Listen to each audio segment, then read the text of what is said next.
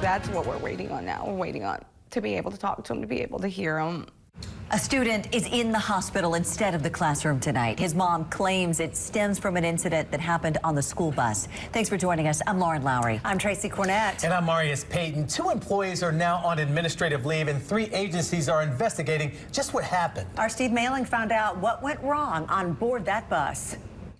Jamie Horton says her son Hayden was put in a chokehold aboard a Clarksville-Montgomery County school bus back in October. Their days are now spent here at Monroe Carroll Children's Hospital in Nashville, wondering what his future holds. Reel it in. A goofball is how Jamie Horton would describe her son Hayden. Reeling. He loves everybody. He's a really empathetic kid. Hayden's lived in Clarksville his whole life and has gotten to school by taking the bus. Jamie thought it was safe, but that all came to a halt last month. This was an experience that, you could have never anticipated. Jamie says her son was taking the bus home from school when all of a sudden a text came in from her daughter. She sent me a message and told me that a kid on the bus had Hayden in a headlock.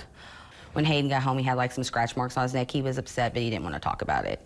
A week later, doctors say he suffered multiple strokes and he's been unable to eat, talk, or walk ever since. An injury they say was caused by a vascular tear in his neck, consistent with the headlock he was placed in on the bus.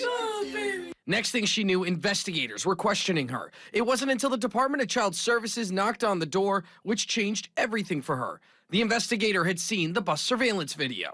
An adult on the bus made a comment that said, well, Hayden, you might as well tap out.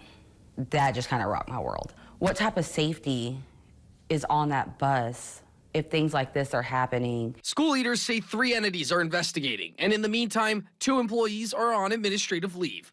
Jamie says her concern is whether this has happened before, and that school leaders make a change so it doesn't happen again. They have to be able to handle any type of situation that happens, not only on that bus, but sometimes even when that bus is moving. For WSMV4, I'm Steve Mailing.